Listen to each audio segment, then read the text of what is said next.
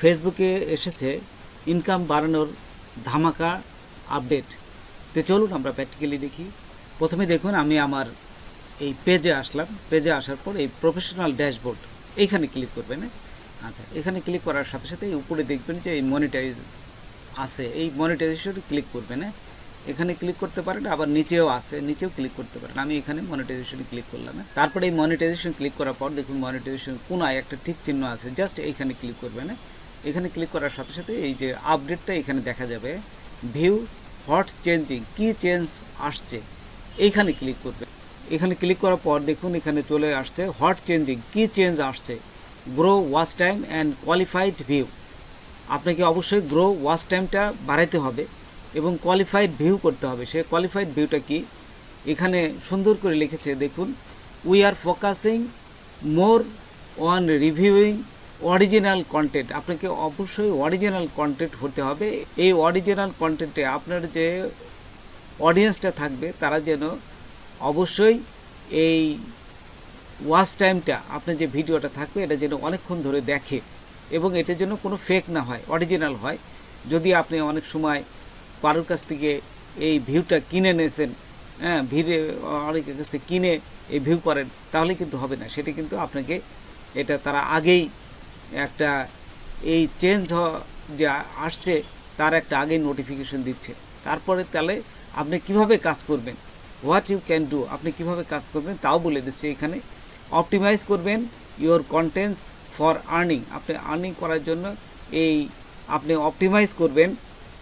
সেটা কিভাবে, ইনকাম বাড়ানোর জন্য আপনি যে অপটিমাইজটা করবেন সেটা হচ্ছে দেখুন নিচে লিখে দিচ্ছে, reels must be at last 10 second long.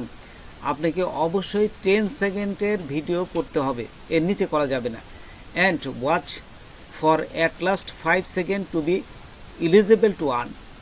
আপনাকে যে এই ভিডিওটা তৈরি করলেন তার আপনার যে অডিয়েন্স আছে তারা যেন এই 10 সেকেন্ড লং ভিডিওটা অবশ্যই 5 সেকেন্ড তাকে দেখতেই হবে, তার কম হলে কিন্তু আপনি আর্নিং পাবেন না। আচ্ছা, তারপরে দেখুন এখানে আরেকটা জিনিস বলছে যে টেস্ট ডিফারেন্ট ওপেনিং। আপনাকে প্রথম যে কোয়ালিটির আপনি ভিডিও দিচ্ছেন সেই ভিডিও যদি আপনার অডিয়েন্স না দেখে তাহলে আপনাকে চেঞ্জ করতে হবে। দেখা গেল যে আপনি একটা ভিডিও পোস্ট করেছেন, সেটা হচ্ছে আপনি রান্নাবান্নার জন্য যে ভিডিওটা এটা আপলোড করেছেন সেটা মানুষ দেখছে না, আপনার অডিয়েন্স দেখা গেল যে চাচ্ছে যে এই ফানি ভিডিও, তাহলে তো আর সেই আপনি রান্নাবান্না ভিডিও দেখবে না। তখন আপনি এরকম যে আপনি যে ক্যাটাগরি এটা চেঞ্জ করতে হবে। আপনি বিভিন্ন ক্যাটাগরি চেঞ্জ করে আপনি দেখবেন যে আপনার অডিয়েন্সটা যে ভিডিওগুলো বেশি দেখছে এবং যে ভিডিওগুলো আপনাকে বেশি তারা রিচ দিচ্ছে বা ভিউ দেখাচ্ছে, আপনি ঠিক সেই ধরনের ভিডিওই বেশি করে পোস্ট করবেন।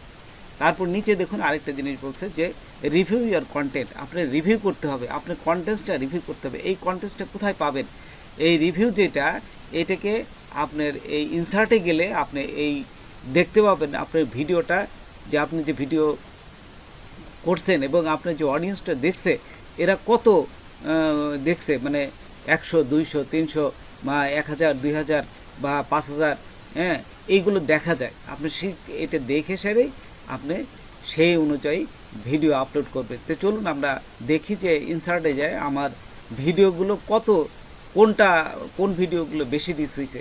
দেখুন এই রিলসে চলে আসবেন। রিলসে আসার পরে এখানে দেখুন এই যে ভিডিও দেখা যাচ্ছে, ভিডিওর নিচে কিন্তু কত এই যে আপনার অডিয়েন্স কতগুলো এই ভিডিওটা দেখছে, এখানে কিন্তু এই যে দেখুন 1.3K, 4K, তারপর এই যে 4.2K, এইগুলো দেখা যায়।